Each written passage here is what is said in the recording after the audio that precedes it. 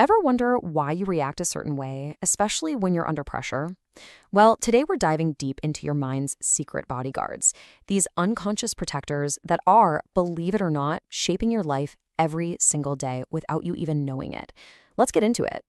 So, here's what we're going to cover. First, we'll get into why these mental bodyguards even exist. Then, we'll look at their main strategies. Hiding from the truth, shifting the blame, and straight up changing our behavior. And finally, we'll talk about that fine line between protection and, well, self-sabotage. So, let me ask you something. Have you ever done something that, looking back, you just couldn't explain? Maybe you snapped at someone for no reason? Or you completely ignored a problem that was staring you right in the face? If that sounds familiar, you're not alone. You've just seen your defense mechanisms in action. So what exactly are these things? Well, defense mechanisms are basically your mind's automatic, unconscious strategies. Their only job is to protect you from anxiety, especially the kind of anxiety that comes from thoughts or feelings that we just find unacceptable. They work by tweaking reality just enough for us to cope. Okay, so let's get right to the heart of it. Why do our minds even have these defenses in the first place? I mean, what are they really protecting us from?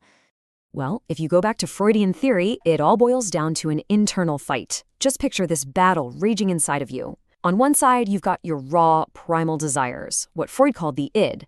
And on the other side, you've got your moral compass, your superego, which is loaded with all the rules from society. When those two go to war, you feel anxiety. And that's the signal for your defense mechanisms to jump in and take over. And while Sigmund Freud really started this whole conversation, it was actually his daughter, Anna Freud, who mapped out this entire toolkit of mental strategies. This chart here gives you a great little snapshot of all the different tools our minds can use. So let's explore some of the big ones. All right, let's kick things off with the first group of defenses. These are the ones that work by basically distorting or just blocking out reality. It's all about hiding from a truth that just feels way too painful to deal with head-on. And the most basic, the most primitive of all of them is denial. This is just a flat-out refusal to accept what's right in front of your face. When a situation is just too much, the mind's easiest fix is to just pretend it's not happening. And you see this play out all the time.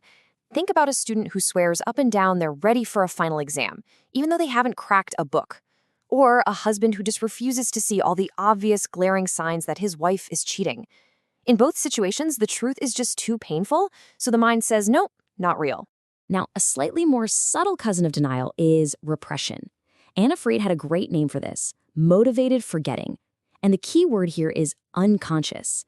This isn't you deciding not to think about something. This is your mind automatically pushing down threatening thoughts so they never even pop into your head.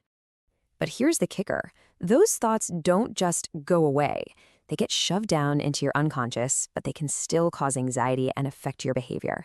And sometimes they find a way to bubble up to the surface, maybe in a dream or in one of those classic Freudian slips. Okay, so sometimes we hide from reality, but what happens when you can't ignore a feeling, but you also can't accept that the feeling is yours?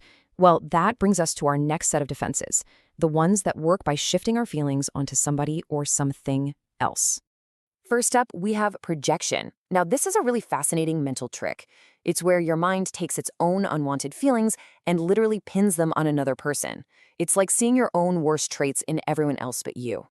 Yeah, this quote just nails it. The desire is still there. The feeling is still real.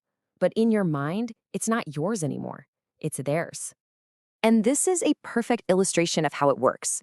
Let's say you really, really dislike someone, but your inner rulebook says hating people is bad. So to solve that problem, your mind just flips the script. It's not I hate him anymore. Now it's he hates me.